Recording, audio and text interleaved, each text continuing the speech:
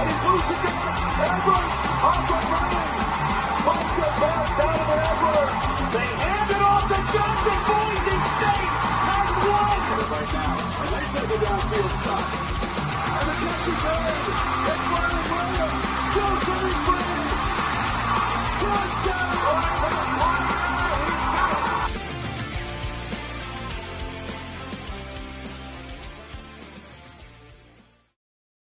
All right, everybody, welcome into another edition of the Gridiron Uncensored podcast, and we're doing, kind of a mixed single show here tonight, talking some review of the last games that happened and previewing, the semifinals. Hope everybody had a great, Christmas and New Year, but hey, all that's done now. It's time to get back into the real world and kick the tires. Trev, you've been driving all over hell and high water, but the games have been fantastic. It's been a fun playoff. Well, a couple of them were fantastic. Some of them were as I expected, actually. I called it.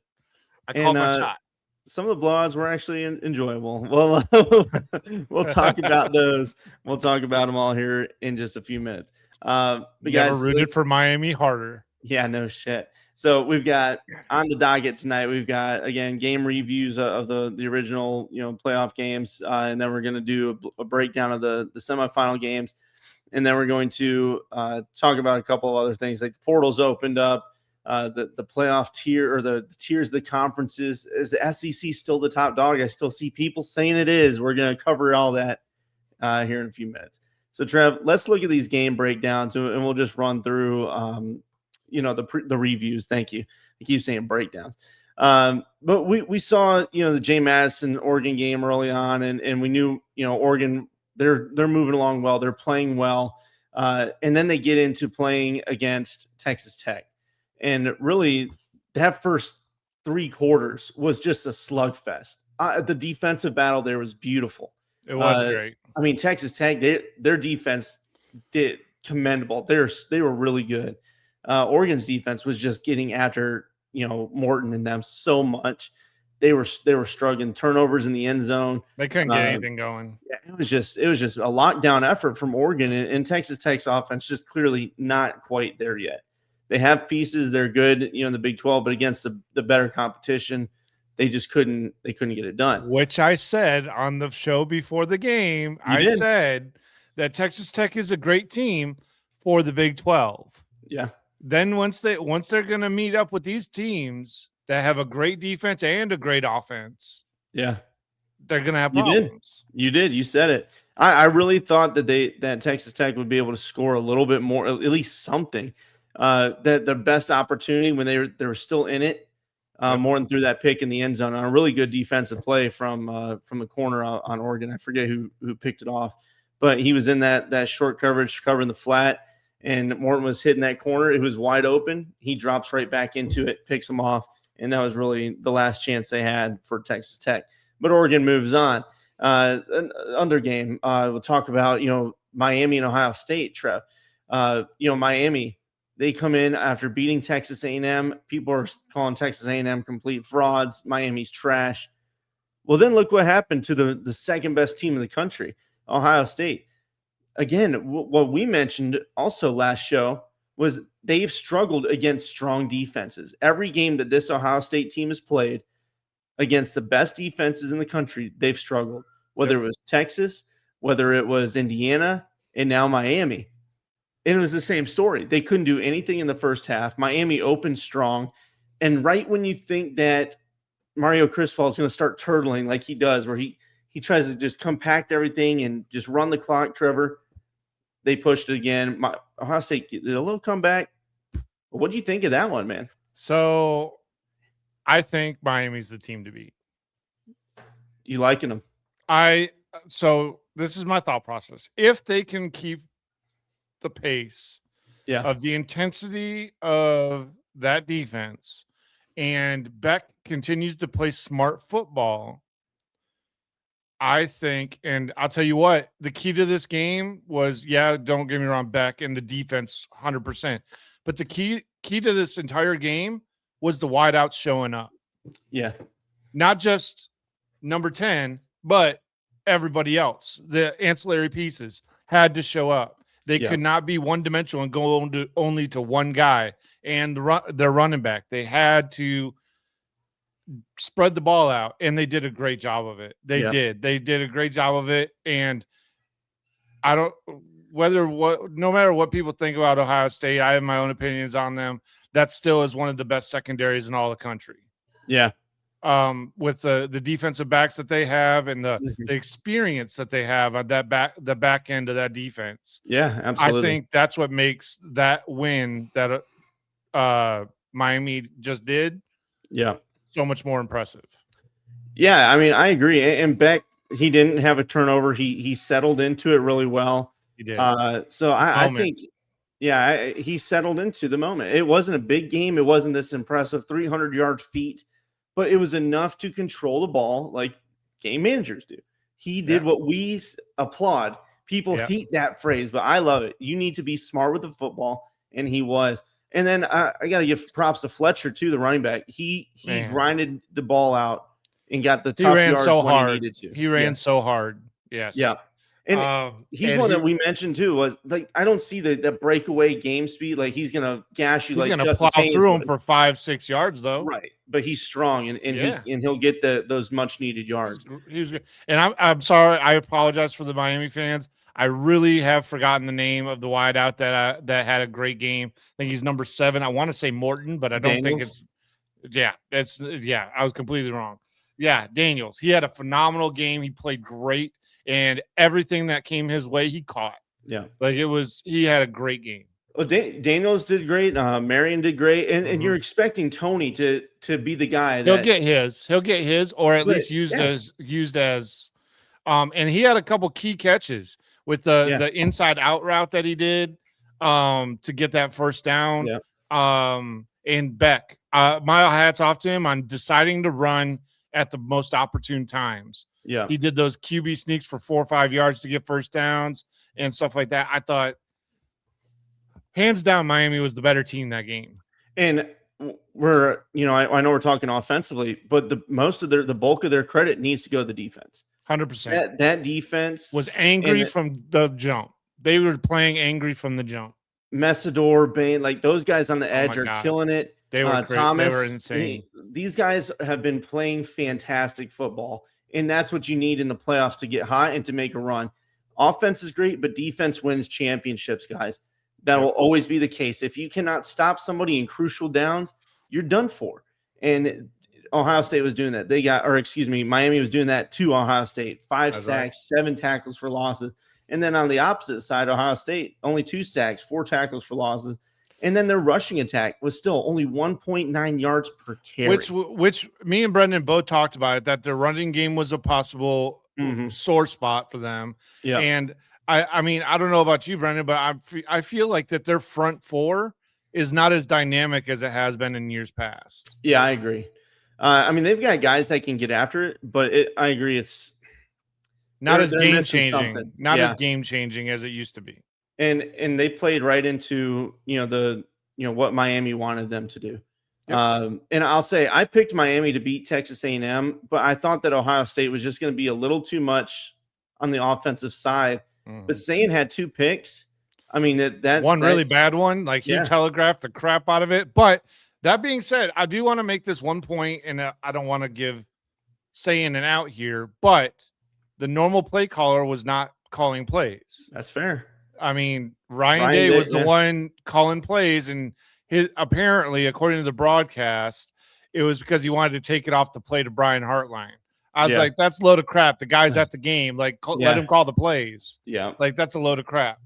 Like, you're butthurt about him leaving, I think, is really what it's all about. Very well could be.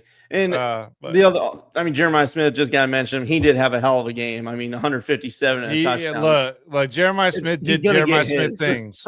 He did Jeremiah Smith things for sure. So, but I did notice that Carnell Tate was invisible. Yeah. Which is surprising to me because, in my opinion, I think he's the more polished wide receiver out of the 2 of them. Yeah. Which was I just thought that was surprising that they did not try and go to him at all. Yeah, he got a couple, but like you said, it was like I was expecting them to really spread out more and more defense to be focused on, Smith, so that Tate would get his like he's been. Right. And yeah, you're right though. I mean, it was kind of like maybe dish it out a little bit more, but still, Sayan had a strong game outside of those bad moments, and he's still a young quarterback. Ohio State fans should still be happy with what they got. Yeah. Let's move on and talk about the next one. And this one is Indiana absolutely steamrolling Alabama. It was a great day. It was a great day. Like, we'll choke it up, baby, and enjoy it. There's not even a box score available on ESPN when I'm looking at this right now. They're trying to hide all the evidence right about now. I mean, this happened. The Alabama's deep state is getting in on it. But when you look at it, I mean, Mendoza had a strong game. He did exactly what he needed to do. The rushing attack. He just played it smart. Yeah, played it smart. Had nice passes, good touchdowns. The running game for Indiana was strong. They were able to carry in those short third down conversions. They did exactly what they wanted to. And Alabama, to me, looked just incredibly soft. Like that was the first word that came to my mind watching this game, especially as it got into the third and fourth quarters. This is if we're talking about the second team. Yeah, we're talking about the second half. The word I use is quit. Yeah. Like they straight up they were defeated. They could tell. They knew it. They got beat in the first half. That game was over in the first half. It was just which is crazy to me, it's just crazy. Yeah. Like there was a lot of ebbs and flows in the first 5-6 minutes of the game. Yeah. Where I thought that maybe Alabama had something for Indiana. Yeah. But I mean that Indiana just kept coming. Yeah. And they're going to be good for a long time, folks. I'm just going to tell you this is like it just because they're doing it with not 5 stars. Yeah. And they're doing it with 3 and 4 stars. Maybe some 2 stars in there as well. Yeah. Indiana is all about development and coaching.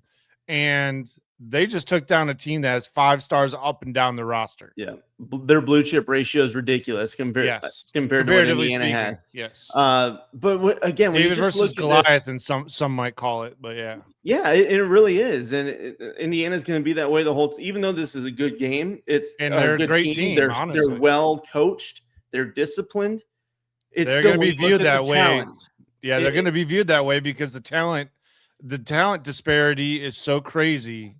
And maybe this will teach just by on paper. In talent, when I say talent, it is literally on paper. Yes. Because on the field, clearly, they are the more fundamentally sound team. They were the more. They were just they were ready to play, even though they were the only team that I thought that had a bye week that came in ready to play. Yeah. And listen, this is where I'll say with the talent stuff, and everybody looks at, well, you know what? That's going to lead into another conversation. We'll get there later. Yes. So we'll circle back to that conversation. Put a pin in that one. We'll come back to that. But regardless, Mendoza showed why he won the Heisman Trophy. The running game was strong. They had 215 on the ground, and then the defense was just getting after him. Ty Simpson, he seemed Ty seemed panicked again. He bailed out of some clean pockets. They were getting after him. They got sacks on him, but he still offensive line failed him miserably this game. Offensive line failed him. Yeah, I mean they did, but he screwed himself a lot by bailing out of some pockets that he could have just stepped up into. Yeah, but I don't know, and it seems like right now he may try to depart for the draft. They said if he has a good grade, he's probably going to go, but if not, he might enter the portal. Is from what I've been reading. So, well, I know that Alabama's got a couple of guys in the quarterback room that are waiting in the wings type of as a situation. Yeah. So if he does leave, I think Alabama will be fine. Yeah. But it just kind of be that. Yeah, we'll see what happens with it. But Bama, you got some work to do. And DeBoer change that defensive mentality. My goodness. Yeah, but again, we've seen them get blown out before. We just saw it in the conference championship. That's true. I wasn't expecting a blowout here because they were more healthy. Yeah. But I don't know. All right, let's talk about Ole Miss and Georgia, because this one. What a hell of a game. It absolutely was. And this is another one where, Georgia had the bye week. Mm-hmm. But I mean, I'd say they came out ready to play. They came out ready to play for sure. So a lot of it is on coaching. If you've been there, like Cignetti's just a damn good coach. Yeah. He's going to have his team prepared. Kirby Smart's been there. He's been here. He knows how to handle the that long gap between the conference championship. And that's just something that he does. But when it comes down to it, Chambliss is just a better quarterback than Stockton. It's just the simple fact. I mean, to be perfectly honest with you, and this is no slight on Mendoza or any other quarterback, I truly think that Chambliss is the best quarterback in the college football playoff. At the whole top to bottom, the whole 12-team playoff, Chambliss came in as the best quarterback, in my opinion. He can do it both on the ground and in the air. But he had 46 passes, and in this again without a head coach, which might be a blessing considering. We'll see how the semifinals go, because there is I read, I think, I don't know, a couple of days ago that there's a possibility that the assistants that were going to be following Lane Kiffin will be no longer coaching. Yeah, I'd seen a report on that, but it seems like I feel like that'd be weird for them to just walk away now. Yeah, what I read recently was that they're not going to be on campus every day, like working with they have to go do their work for LSU now, but they will still be there for the game. So that was my understanding. We'll see, but that would be really shitty. You make it this far and you're like, well, you know what, I'm done. But either way, bad luck on you, Lane. I just can't imagine it. I thought it was a bad decision to begin with. Golding's 2-0 in the playoffs, and he can taunt that over LSU and Lane Kiffin, who's yet to make one. But either way, what an incredible game, guys. The defenses were just hit. I mean, it was hard hitting. They were getting after Stockton. They were going crazy. But I think Chambliss is better than Stockton. Stockton had a good game. And he is tough. He is a tough son of a gun. He took some hits, dude. He took some pops. I was like, holy crap, this guy, how is he alive? How is he getting up? But both rushing attacks were there. Kawan Lacey was impressive. Frazier did good. I don't know, man. It's just, that's a fun matchup. I'm happy for Ole Miss, getting that win, considering all the crap that their fans and their team has experienced with Lane leaving. And it's, selfishly, like, it is a super fun matchup. Ole Miss and Miami in the semifinal, super fun matchup. Great defense versus a very prolific offense. Yeah, this is going to be fun, and I really want to see how Miami does if they have to get into a shootout. That'll be interesting with Ole Miss, and that's kind of where we're leading now into the game previews and these breakdowns of the semifinal. That's right. And might as well. We're talking about Ole Miss, Trevor. Let's get into it. When you look at these teams, like we mentioned, Miami and Cristobal, they've been breaking trends here. Miami tends to have that turtle moment, like we mentioned, where they get a lead. They did against Notre Dame earlier in the season, and then they start slowing it down. They start just trying to ground it out, burn a lot of clock, which I'm fine with, but you still have to make your first downs. And they get to that point where it's just run, punt, or run, pass, then get it, and now it's a punt. You can't do that. You still have to be multiple. You have to make, mess up with the defense. Right. And Ole Miss has guys that are going to fly around the ball. And if they can't stop you defensively, their offense is probably going to put up points on you. So this defense for Miami, I think, is the linchpin of this whole thing. They have got to stand up like they did against Ohio State. You've got to blitz hard. You've got to maintain a spy. What do you think, Trev? Well, I think this game is interesting because it is literally the polar opposites. Where, in years past, you've seen Miami spread it out and be this high-flying offense, where now they are more of a balanced offense, and they're slower. They move at a slower pace. So I think, this is just me guessing, but I think Miami's plan will be to slow the game down. Yeah. To not be throwing it all over the field, using Fletcher, using all of their weapons, but in a more short game. Like keeping it within the first 10 yards and just concentrating every 10 yards. So they're going to be doing screen passes. They'll be doing crossing patterns, things like that, where they're not trying to do the big plays and copy what Ole Miss will be more than likely trying to do, is trying to hit home runs. Yeah. And you burn possessions. You've got to burn time here, and which again, I love that mentality. It's a tough philosophy to play against because you see that clock dwindling, especially if you're down, and then if you're down and you start seeing that clock dwindle, you start trying to force it. There's your turnovers. This is when things go bad. So it's a dangerous game to play. But if you're not scoring and you're trying to do that, now you're in trouble. So Miami and Carson Beck has to be damn near perfect again. And again, lean on that ground game. I agree. But don't be afraid to hit those play actions. Don't be afraid to get all your weapons in the fold. And if you're Ole Miss, let Chambliss just play free. What else do you have to lose? You've made it this far already. Exactly. Play free. Let Chambliss fly. There is no reason to hold back anything, Ole Miss, because literally you are one win away from going to the Natty. I mean, like, yeah. And I think most people counted them out. We did when we did the preview show. You know, people were saying that, like, hey, are they done? Is there a chance? And I was like, I mean, they can win games, but that's the great thing about a playoff, though. That's the great thing about a playoff. One game, anything can happen. Yeah. And look where they're at now. You've got to play free. Let Lacey do his thing out. Get him into space as much as you can. Get him away from that. Get him away from the line, and get him out towards the edge of the field. That's kind of what I would do, or my initial thought process. And then defensively, you've got to pressure back heavy. I would blitz like a motherfucker against this guy and try to make him force that mistake. Especially on first down, when you think more than likely that they're going to be running the ball on first down more often than not. Yep. And so that's kind of where I'm at, Trev, on this one. Who do you have winning? Oh God. I don't know. This one to be perfectly honest, I don't trust it. So I'm still going to go with Ole Miss because I still think Chambliss is the best quarterback in this matchup. Yeah.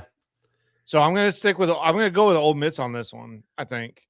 As much as I want to see Miami in the Natty, because I would love to see that just because it's Miami. You haven't seen them in that kind of a game in a really long time.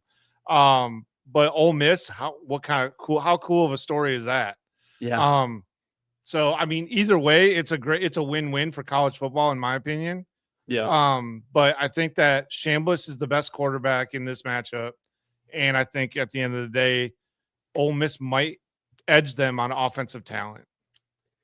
Yeah, this is where it's tough for me. That defense for Miami, it's so tough. Gosh. And there's a reason the spread is only 3.5 points. Man, guys, I think I picked against Miami last round just because I thought, Ohio State would have too much offense. Well, what's it feel like here for me? Ole Miss might have too much offense. Yeah. But that defense for Miami has stood up and they've locked teams down. So I think I'm going to go with Miami and the Canes, man. I don't hate it. Man. I mean, there's what's his goddamn name? Not Marvin Harrison. Who am I thinking of? The guy that's on the sideline for Miami all the time. Oh, you're talking Michael Irvin. Michael Irvin. Thank you. Him on the sideline is just hilarious.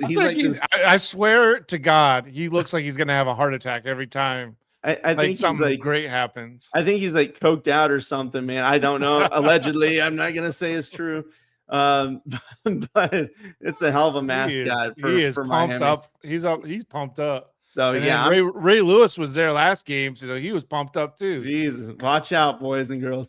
But yeah, I'm gonna take Miami in this one. I do think it's gonna be just a smash fest of really fun drives, tough defense. Probably some turnovers, but I'm going to take Miami in a tight one. All right, let's go to the last game here in the semifinal, Oregon versus Indiana. And Trev, this is back to the Big Ten. I mean, what do you expect at this point? And everybody's saying, hey, it doesn't matter who wins in the next one. Big Ten's winning the next national championship again. Oregon, Indiana, they've played already in the season. Indiana got the win earlier in the year, and we know how hard it is to beat the same team twice. What are you feeling on this one? You got Dante Moore. He's been playing pretty damn well. Their defense last week shut down Texas Tech completely. It's a tough game, man. I'm on the Indiana. I'm on it with Indiana though. Yeah. So I just think that they're too good. They're just playing too fundamentally sound. Yeah. And I think Dante Moore makes too many mistakes. He doesn't make many, but he makes enough where it matters. And where Mendoza doesn't, generally speaking, make mistakes. Yeah. Does he take a sack when he probably shouldn't? Yeah, he does. But as far as turning the ball over, you don't really see him do that very often. Yeah, I mean, this is one where you got two really good quarterbacks going at it. And this was a question all year for Oregon was how is Dante Moore going to do this season after sitting? And he's had a damn good year. He's been impressive. I still think he should come back for one more year before he goes to the NFL, but I would like to see it. I think the more time you spend in college, the more you develop, the better your NFL career is probably going to be anyway. But that's neither here nor there. I mean, Dante did throw a pick last week against Texas Tech. That Texas Tech defense was nasty, but so is Indiana's. And honestly, it might be better than Texas. They're all Tech's over defense. the place. My goodness, they're all over the place. So if you're Oregon, you've got to find a running game because Bama didn't have that. They could not run for anything. And we know they've had some issues during the year, Bama did, but Oregon, they've got speed. They've got guys that can do it. Yeah. You've got to find a way to attack, I think, that middle of the defense. Make them respect the inside zone, make them respect those short passes through the center, and then let your big-time wide receivers do work on the outside. I'm super curious to see if Indiana's offensive line can stay as dominant as they've been. Yes. Against Oregon's front seven. Yeah. If they can hold the line and give Mendoza enough time, I really think that Indiana is going to take this one. Because I think that offensive line is best in the country. Hands down, bar none. Just the way that they gel so well, it's impressive. Yeah. And they're very disciplined in their run fits and in pass pro. And then the running backs too for Indiana are good at pass protection. So this is one I just went back to look at, the game stats for the week 7 matchup between these two. And again, it's a long time between games. It's not like, it just happened and then they play in the conference championship. Right. It's been a while now. So both teams are going to, see different things from each other. But back in that week 7 matchup, Hemby had a solid game on the ground, 19 carries, 70 yards. Dante Moore, he threw 2 picks in that game. Mendoza threw 1. And then the defense, though, was the tail of it for Indiana stepping up, creating those turnovers and getting their offense in those short field positions. So that's, again, going to be key here when it comes to Indiana, trying to take down Oregon for a second time and go play for their first national championship. Oregon's also playing for their first natty. They've been close, and it's failed. No matter what, a team is going to be playing for their first natty. And this is beautiful, and I'm excited to see it. Trev, who are you taking in this one? I'm going to stick with Heisman Mendoza in Windiana. Yeah, I'm gonna stick with Mendoza. I think that they're the team fated to do this and prove that the NIL has changed the college football landscape for good. They have that feel about them. Like, it just, no matter what, they hit the play at the right time. Mm-hmm. They lock things down at the right time. They grind you out. I mean, those eyebrows alone on Cignetti's face is going to be the game changer, dude. I was texting Brendan about that. It's like, dude, these eyebrows are so intense. This man needs a damn muscle relaxer after the game because he's hitting that people's eyebrow, bro. They flip over to him and he's sitting there like this, like, you're like, bless, dude, your face hurt. Like, it's got to at this point. But man, absolutely. I picked Indiana to win this one. I think it will be a close one. I don't think they're going to blow them out like they did to Bama. Oregon's better than that Bama team is. Mm-hmm. But yeah, I see more, forced turnovers, being the changer in this one, and I'm taking Indiana as well. And that would be a hell of a story for this sport. Oh my gosh, it'd be so cool. And Trev, what was the next topic? I forget. I think that leads into the That next leads topic, into right? that basically this Yeah. conference power tiers. Is the SEC still the top dog in y'all's opinion? There's been a lot of conversation about it online, so we figured we'd bring it up. And you talk about Indiana now making it, and just this gauntlet that they kind of are, and even the teams that they've played in the when everybody looks at the Big Ten schedule and they see a Minnesota or they see an Iowa, they're like, oh, that's not tough. Okay, go look at conference bowl records this year and tell me, did Vandy think they were going to blow out Indiana or Iowa? They absolutely did. They said that they weren't going to score points on Vandy. And go look at the score. What's the quote that Pavia said about the Big Ten? Something I'm trying to remember. I can't remember. I know he was talking shit like he was talking stuff like if you want to play competitive football, you play in the SEC. You don't play in the Big Ten or something along those lines. I just think that obviously the SEC is a very talented conference. It's 1A, 1B type thing between the Big Ten and the SEC. I think the Big Ten has the edge right now, especially at the top of the conference. But I think we, as a college football fan base, have to get out of that 20-year period that the SEC did have a lock on the sport. I won't go into why. Bagman. But it's a simple fact. Look at what has changed and how the landscape has changed between the portal and between NIL. Things have changed, and now you have a team that, like Indiana, that was a bottom feeder in the Big Ten and in college football in general, is now 2 years in the playoffs and now possibly poised to win this. One win away from being in the Natty. And look what they're doing in the portal right now. It's nasty. I'm sure we'll talk about that here soon, but it's like you can't sleep on them. And then again, you go to the conference bowl records and everything else. It does matter. People do opt out from every side, injuries, whatever. Both conferences are strong. Looking at just the logo on the helmet that you've been accustomed to seeing the last 20 years through dirty recruiting tactics. Look, Ole Miss was not a thing 20 years ago. Like nobody cared about Ole Miss, Mississippi State. Come on, let's be honest with ourselves. That being said, though, I would say that NIL isn't everything, right? Yeah, you have to couple that with really good coaching. Exactly. And I do not want to do this, but I'm going to do this and bring it up because it's an SEC team that everybody was saying, oh, they're the best SEC team. Oh, they spent $28 million on their roster. Texas A&M, where are you? You're at home on your couch. Yeah. Spending that kind of money does not guarantee you anything. Same with Texas Tech. Spending that kind of money does not guarantee any of these teams. Any of these teams that have spent buku amount of money to keep these players and these rosters together. Nothing is a guarantee in college football, which is why we love it. But this is why a good coaching staff makes the difference, makes all the difference in the world.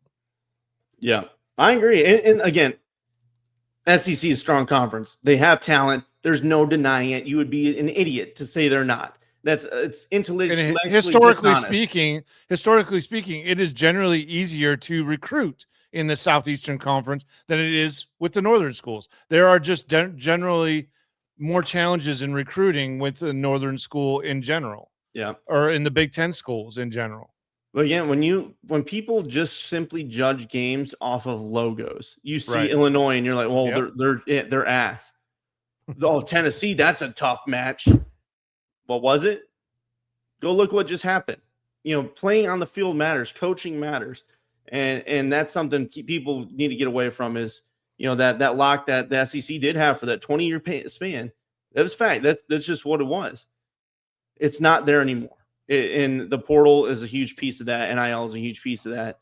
Indiana, massive fan base and donor base, and look what Signetti's doing to them. Yep. And with the talent that they have, I think they're like 78th in composite talent or something like that. I'd have to double check. Don't quote me on that. But either way, it's something to behold.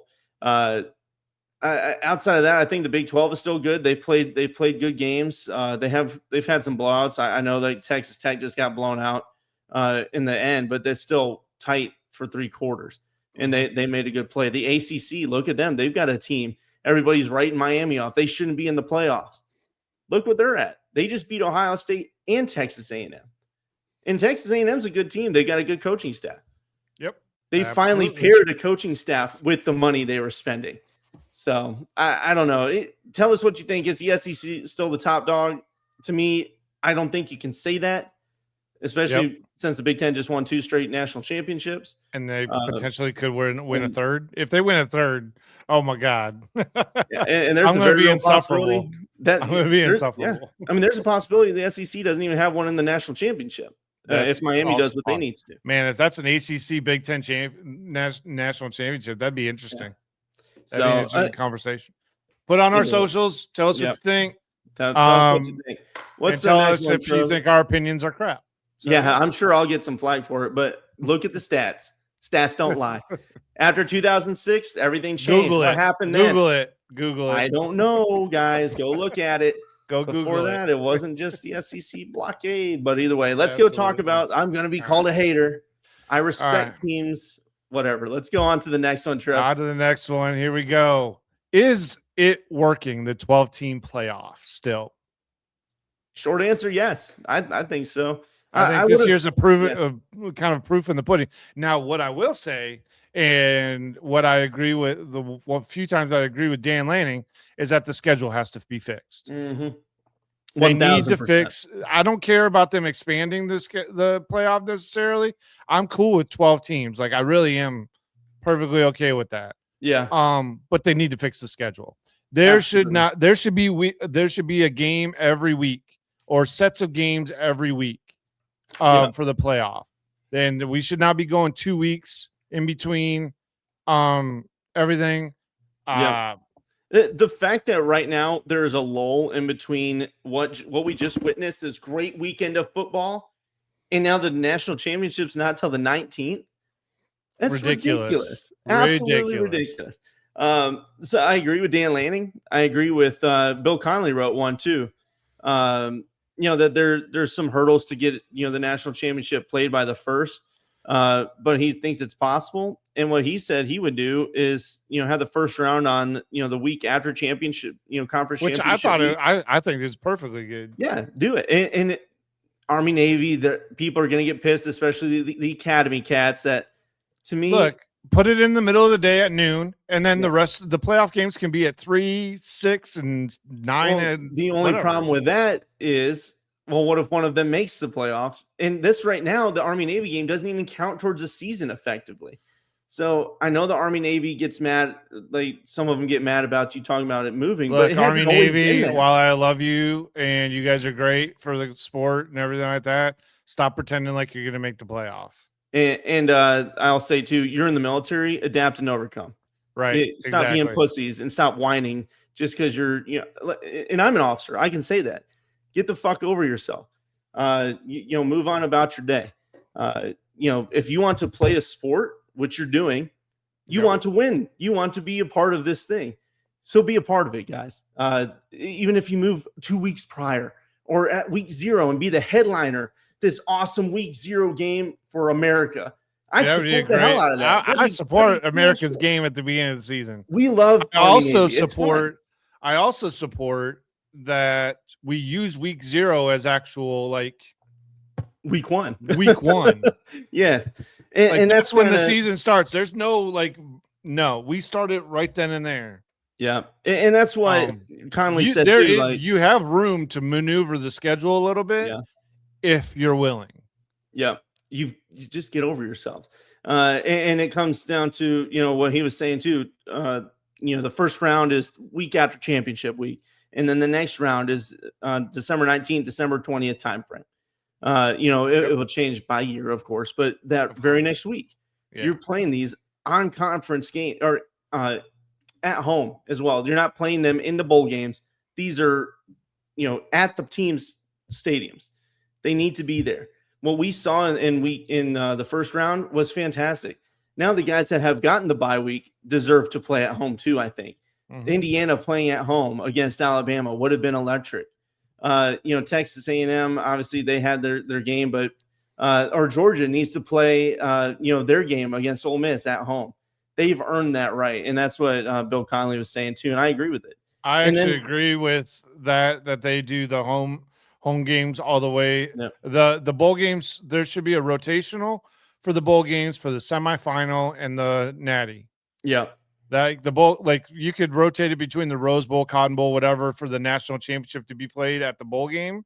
yeah, And then but I'm sure there's contractual stuff involved here, which I'm not a yeah. party to, but whatever. I don't know. I couldn't tell you right off the top of my head, but the bottom line is there's ways to change this timeline, and his would have the title game being played on January 8th, with the semifinal round being played on the I think it looks like the second.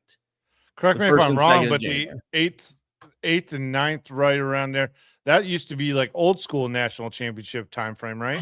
feel like it used to, I but feel like that's I can't remember. It's been a like minute. I feel like that's like BCS, like national Yeah. championship time That frame. feels about right. I just feel like we're just so elongated now. But as regards to, is the 12-team playoff working? Yes, I think it is. I do think that there's going to be some tweaks, and it'll probably expand one more time at least to 16. Yeah, the question is, do you support an expansion, and what expansion is acceptable in your mind?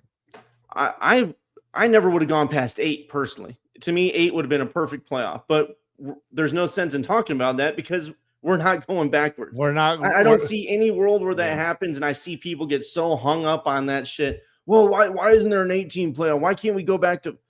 Why even talk about it? It's not going to happen. So why waste your energy? Let's talk about how do we fix this current one, or what's the best way to go about a 16 team, which seems because to we be know that it's already coming down the pike, more than likely that Yes. they're going to expand it.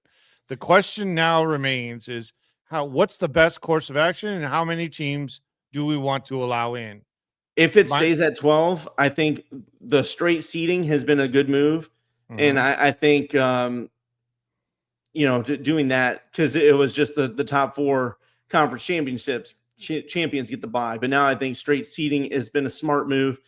I do think if you're not in the top 20 and you say you're a group of 5 team and you win your conference and you're 25th or whatever, your section's void and it goes to the next at large. So whoever right now, if you're, well, we see this year with JMU and Tulane, they were 20 and like 25. Tulane still would have gotten their one slot because they were right at number 20. But Notre Dame would have gotten it because JMU would have avoided their slot because they weren't ranked high enough. And if Duke had won and they were the conference champion, no, you're not getting in. You were 5-loss team. You're avoiding your spot. And that's kind of what I would do. The other option I saw that I shared with you, Trev, was from somebody that I follow on Twitter, College Football Rivalries. He does all these like brackets, and it was, let's have a play-in. Let's go ahead and just make it, a 14, game playoff, and it's really a 12 team, but the 2 play-ins are your top 2 or your group of 5 champions, the top 2, and have them play against number 11, the 11th and 12th seed. The only thing I have a problem with that is the schedule again, because the play-in games would have to happen that week after the championship, and then the real playoff begins. Yes. Yeah. So there's again, those issues. But it would be, the 11th and 12th seed. You do a play-in against the top 2 group of 5 champions. Whoever makes that is now in the new playoff. If it does expand, I could not suggest going any past 16. Like that is, to me, way too much. 16 is the hard cap in my opinion. That's a hard cap. Yeah. Because after that, we might as well just call it March Madness. And there you have no buys. Like with the 16, there's no buys. It's just straight, 1 versus 16, 2 versus, and down the line. I like the 14 with 2 of them being playing games. Like they're like outside looking in teams where Notre Dame would have gotten to play someone and and play themselves into a playoff spot. Yeah. And that way these teams in the back end too aren't just sitting there waiting, and then the conference champions are playing and they're like, well, why are we playing while everybody gets a break? Well, here, and the other thing to that, speaking to Notre Dame having to do a playoff game or play-in game, I think it kind of softens my stance on them not being in a conference. because they have to play a pretty tough opponent more than likely to get into the playoff. And then I would accept that way more than them just getting in just because they didn't have to play anything. And there's ways to work it, guys. I think the 12 is fine. I think this year has shown a lot.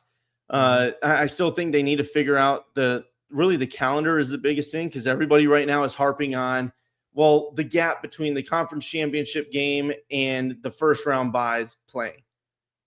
And I get that. I think that they're 1-7 in games that the team that had the bye, and one win being Indiana. But the one thing I'll say to that, Trev, before I guess we can move on, is look at the last game. I think it was for Texas A&M in Miami. Their last regular season game, I think it was like November 28th, 29th, and they didn't play again until December, the 19th? Yep. So, I mean, that's a pretty big gap too. Yep. And these teams still have to come out and play. And that's a good game. Other teams, same way. So, I don't know. I still think the calendar absolutely needs to be decreased, and that'll help out this whole buy gap thing. Well, it'll also allow you to actually see who the best teams are when you don't allow these teams to go cold, and you just simply keep a rhythm to it. Yeah. Because these young men are literally rhythm based. Like they're going through a rhythm the entire season, and then you break that rhythm. Yeah. I mean, don't get me wrong. I guess you get with diversity, you find out who's deserving, I suppose, in that way.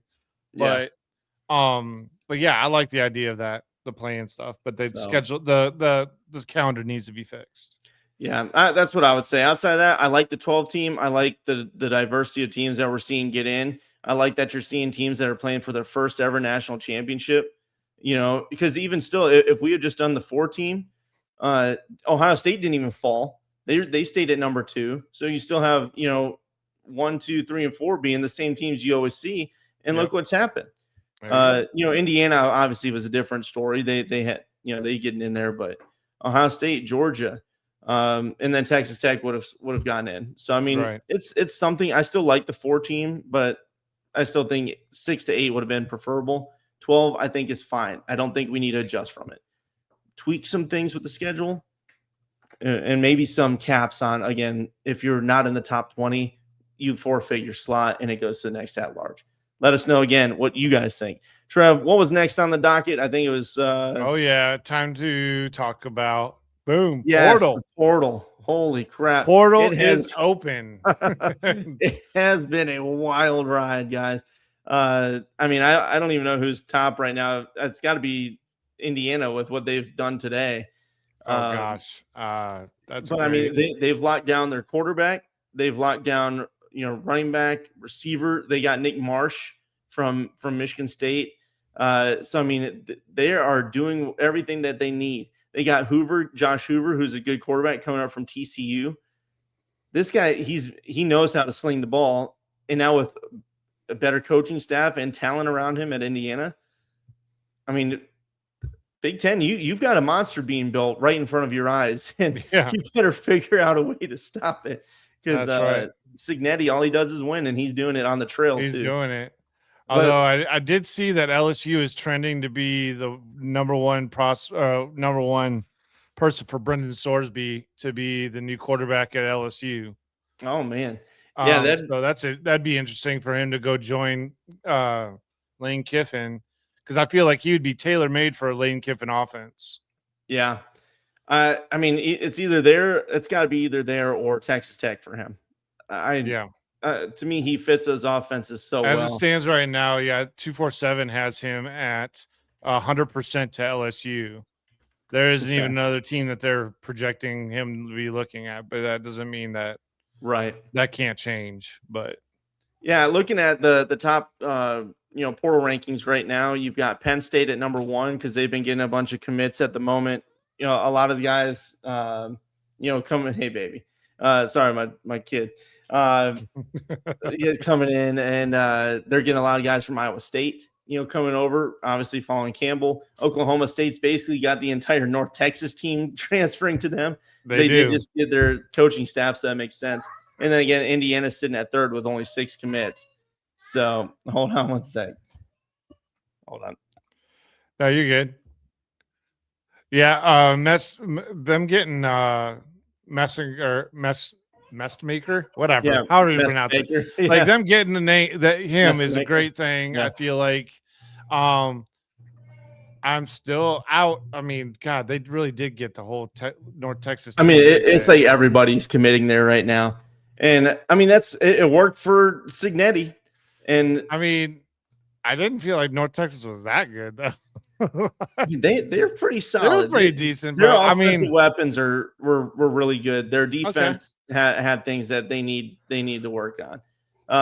But again, we'll see. Oklahoma State still has organic talent there, and the coaching staff will obviously reinvigorate. They'll be able to recruit there too. I think they have to find a way to do better than what they've been doing these last 2 years. Ole Miss is doing really well in the transfer portal right now. Yeah. They're getting a few people here and there. They got Jay Crawford coming from Auburn.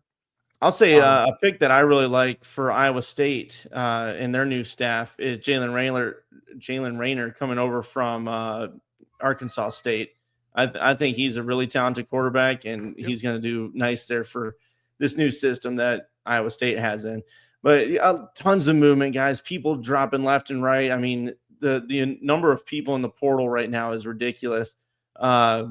Michigan's dropped a lot of guys. Bama's dropping dudes like flies right now. Entire Iowa State's like lost their entire team to the portal. So what do you think about the portal, Trev? Like, is it? I think it's crazy. Like the amount of talent that's in the portal right now is crazy. So like, I think this is the first. I don't know the amount of quarterbacks.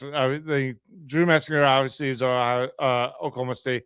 They're projecting Brendan Sorsby at LSU. Then Sam Leavitt still has yet to make a decision, but I'm fairly certain. I'm pretty confident he's going to Kentucky. I'm pretty confident he's going to go to Kentucky. Strange. But we still have Cam Coleman out there undecided. Chaz Coleman, the edge rusher from Penn State, unclear on where he's going at this point in time. Yeah. But man, there's some really massive defensive players. And then I read today, unfortunately, that the Minnesota safety is almost all in at Oregon. Ooh. So Coy Parrish. Parrish. Yeah, he's a damn good. Yeah, safety. He is probably the best safety in the country, probably the best DB that's in the portal right now. And what I read today is that he's primarily looking at Oregon. Nothing really other than that. I haven't seen anything to contradict that either. Well, that would track well for what they did last year too, with Thieneman coming over from Purdue. I mean, Oregon just racking up people too. I mean, that's just And then we still have DJ Lagway in the portal. Not sure where he's going to end up. Florida State is apparently a team to watch for him, so that would be interesting. God, that would be crazy. Stupid. Yeah, that would be interesting. Dylan Raiola. I mean, shoot, Deuce Knight is transferring out of Auburn. Yeah. He's a pretty talented kid too. Yeah, Auburn's lost some talent as well, but we're gonna see what happens. All this is gonna shake out. But guys, did you see that, Brendan? By the way, I'm going through this again. And I just realized that now 247 Sports has Byron Brown 100% to Auburn. That'd be a nice pickup. I mean, I expect he's following his coach if that's the case. I would imagine so. Yes, he's a hell of a talent, and you get him with even more talent surrounding him. That's going to be a nasty duo right there. With their coaching staff. I'll say for me in the portal, I know everybody hates it. Just how it's like just free for all, and I get that. I truly do. I think the basis of the portal is a good thing. I do think at least one free transfer is fine, and then if your coach transfers or moves schools. But I will say that there's so many just guys that are just trying to extort these colleges, and some of them are getting just such bad deals from their family and these agents that they have. So outside of that, like I don't mind it. You're going to fill up your rosters. There's plenty of people to play football. People are worried, well, my team's not going to be able to field a team next year. Yes, they will. They will find 85 guys to throw out on that goddamn field. There's thousands in the portal right now. Talent is being shifted everywhere, up and down. guys that next look year, good. I mean, the power structure will shift every year. That's what it because feels of the like. transfer portal. You're going to have the baseline of the big schools, of course, are going to get theirs, but you're going to have teams like Indiana. What if maybe Oklahoma State, after what they've been going through, they just hit it off with Mestemaker as he grows into his next year, and he just tears it up in the Big 12, and maybe they make a run. Yeah, Texas and Tech who knows? One of these other yeah. quarterbacks that are moving, who knows? I mean, shoot, maybe one of these quarterbacks just hits a whole that one of these they hit this new team. Say Sorsby and kills they it jive. somewhere. I mean, Sorsby, if he goes to LSU, I feel like that is a dangerous combination. But talent is going to be shifted up and down. The group of 5 is losing people, but they're going to get guys from the Power 4 that can't find a home now because they got either kicked off their team or they left and nobody wanted them. Maybe they left because they thought they deserved more than they actually are worth, and now they have to go find a role elsewhere. Things are going to be fine. I do think there needs to be left and right limits on this, but until then, I don't mind the parity that it's brought to the sport because I was so tired of seeing the same 2 to 3, 4 teams playing for the same national championship. They were great. I'm loving teams. this year's playoff. I'm loving this year's semifinal where we have 3 teams that could win a natty for the first time potentially. Ole Miss hasn't won a natty yet, right? I think they did back in the day. I'd have to double check, but for sure 2. You know, and then Miami, it's been decades, and then Texas or Ole Miss, same. A lot of great storylines with this semifinal, these semifinals. And I love all the teams that are in this. Like I like Oregon. Yep. I like Dan Lanning. I really want to see him succeed. I would love to see Indiana win. So I'm really kind of torn for that game because I am a closet fan of Oregon. Yeah. And I really do like Dan Lanning as a coach. So so I'll say, can you imagine if Indiana wins their first natty before Oregon? After all the great teams that they've put together. Yeah, I know, dude. It'd be crazy. Oh, my gosh. The amount of bragging rights Indiana would have, it's crazy. It would be nuts. Indiana crawls out of the goddamn cellar and there they are. Hey, Big Ten, what were your last 3 national champions? Oh, it was Michigan, Ohio State, and Indiana. And everybody's like, what? Again, if you told us did you mess that one up? Ago, people would call you a liar. Hey, Indiana's going to be elite. No, you're out of your freaking mind. And the portal was going at that time too. So that's right. I don't know. Guys, Trev, is that it on the night? I think it was. We have gridiron bets if you want to still do that one. Yes. My bad. My phone died, so I don't have my script here. It's called the charger, my friend. It's called it's in my other room. So looking at the bets for this weekend in these games, let me pull them up really quick because I moved back to week 7 to see that Oregon game. So when you look at the numbers, Trevor, Miami is currently a 3.5 point favorite over Ole Miss. In the total win total or the score total is 52.5. Do you think that's reasonable, or what are you taking this week? And I guess when you look at the Oregon Indiana game, their spread's only 4, and their over under total is 46.5. So I guess what are you taking? What bets would you throw your money on? What would I do? I would think that. See, the Oregon Indiana game is difficult for me because either way, with I go that spread, it scares me. Yeah, I agree. So I think that there's a potential that either team could cover their spread. Yeah, but at the same time, maybe they couldn't. I love that. I feel like there's a potential that I feel like that. I mean, it's easy that if one of these teams lose by a field goal, you lose the bet. Period. And you're done. So, but as far as I would probably go off a point total if I was to do these how tight these games are. I would probably do points. And for the Oregon Indiana game, I would probably go over on that. Well, no, I'd probably go under actually. Man. Under. I would go under that point total. And that's a low point total, I think, for those two teams. But I think they scored 50 in the last game, and that was some short field stuff.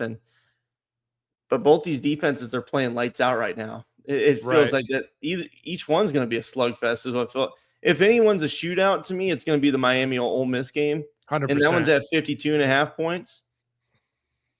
I would say that I think I would probably put that on the over because, but that means again, we need god dang certified. How are you feeling, Trevor? The bettors want to know.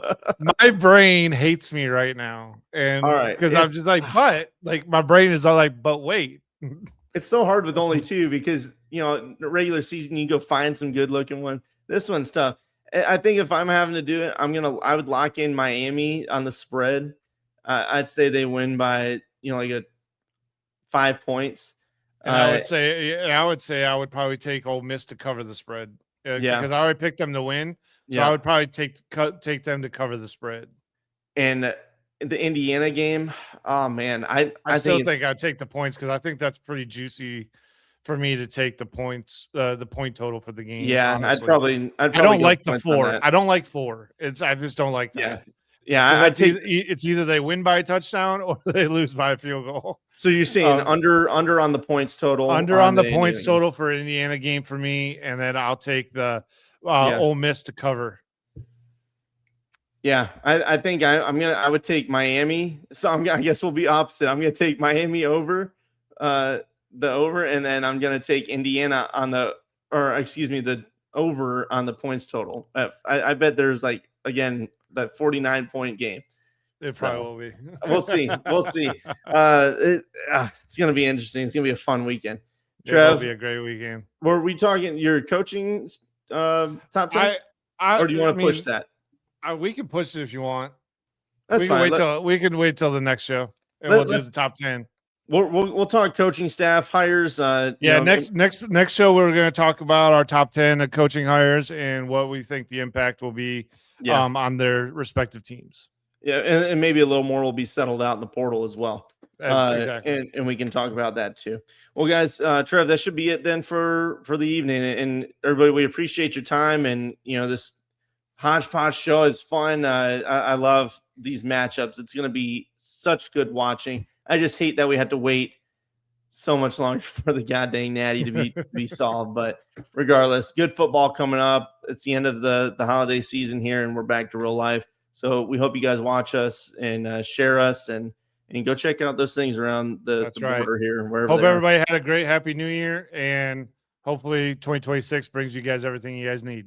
Amen. Cheers. Have a good one. Take it easy.